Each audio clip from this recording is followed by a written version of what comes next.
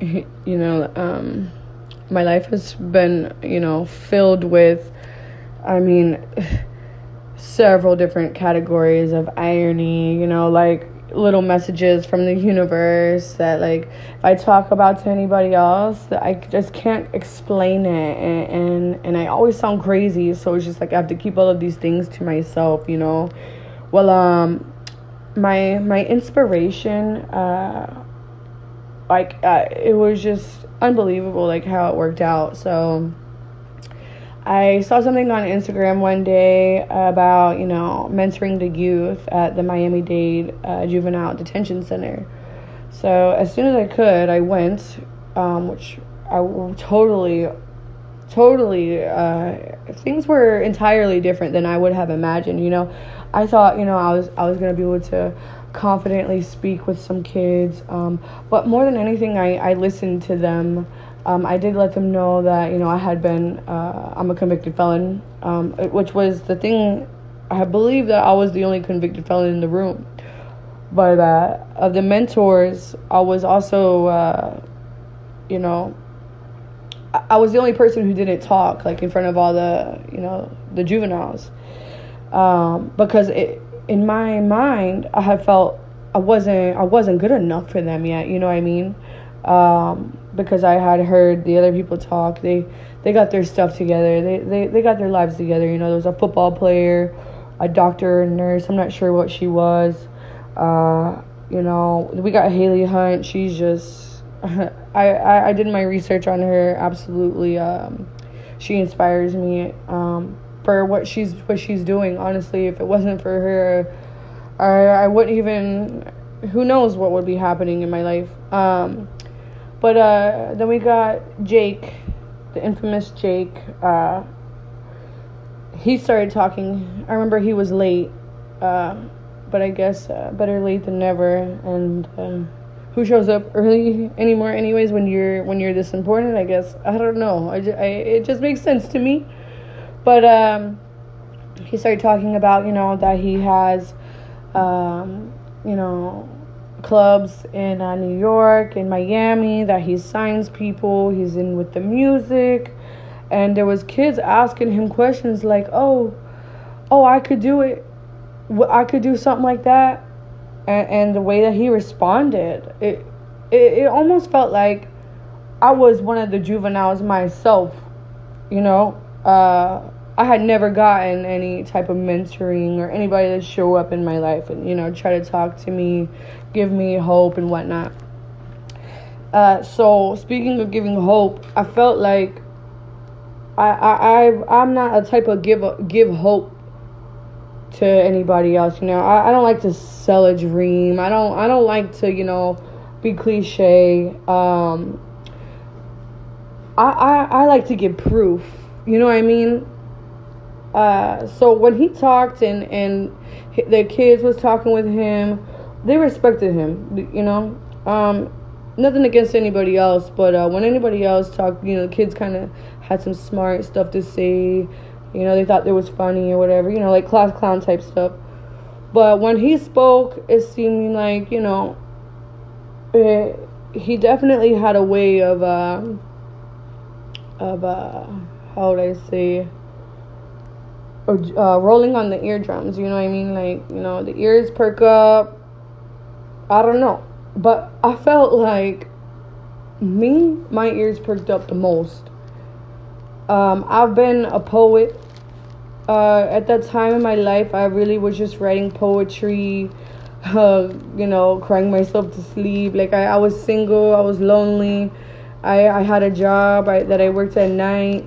I just, I had gotten out of a relationship that it was good that I was out of it, but, the weak part of me was, after feeling like I needed that, I needed something.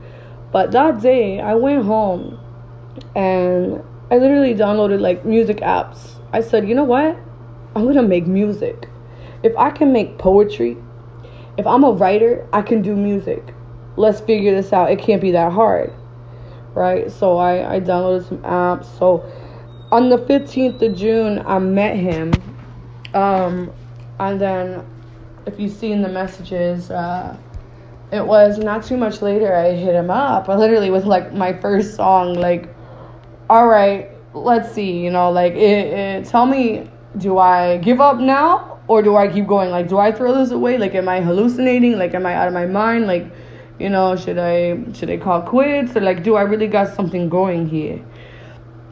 You know, he told me to keep going, which was really cool. I remember praying to God, like, God, I don't know what my purpose is. I know that I do have a purpose.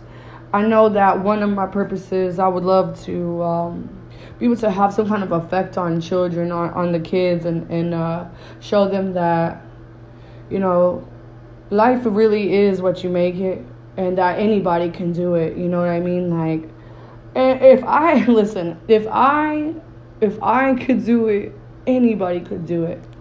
And really, I lost my ID. Well, my ex, he had my ID, right?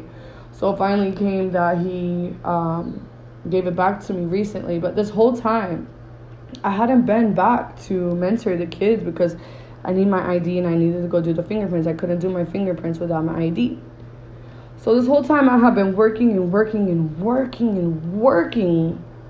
on this idea, this inspiration that Jake had planted. That day was like the beginning of the rest of my life. That day, it had one of the biggest effects on me entirely. And like, I'll never forget, that was, I felt like that was a day of rebirth. And there will never be anybody else that could be a bigger inspiration to me. You know, we have our artists, our musicians and whatnot, but then we also have those people that are right there in your face, showing you something, and letting you know, like, hey, this is real. You know, this, it could be yours. If that's something that you really wanted to do, you could do it. And he really, really did, really inspire me, maybe beyond anybody else in the room. So next time I go back, which I do plan on, you know, mentoring the juveniles, that's something I really want to do, because when I was a kid, I was very lost, and the only person that mentored me was my career teacher, the one that had me signing up for poetry contests, and I was winning them. You know, I was like her protege. She was my mentor, you know. And so Jake, in a way, while I was in the same like mentoring group as him, in a way he was my mentor, and I asked him for advice about songs. Everything that I've learned, it literally is come from Jake. Where he tells me to look up this or learn how to do this, it has too much reverb, or you need auto-tune. I don't ask nobody else. I ask Jake.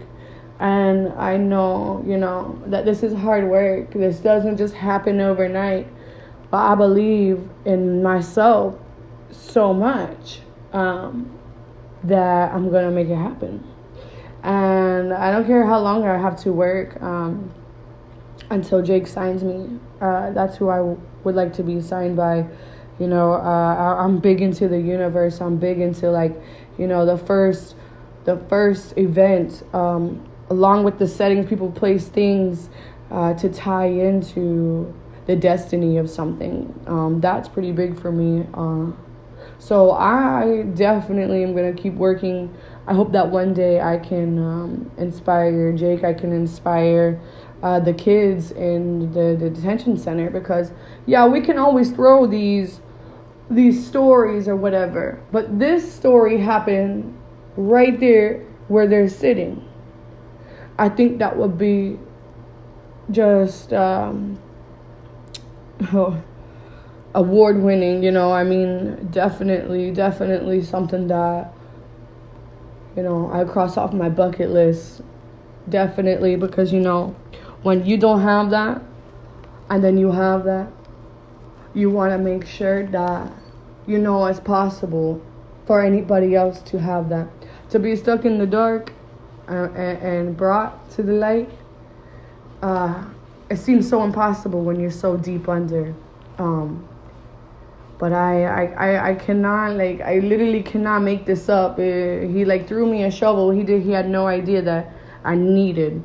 And so yeah, Jake, and infamous Jake, that is my inspiration. That is the person. As soon as I came back from the mentor group, I downloaded those apps. I started writing lyrics.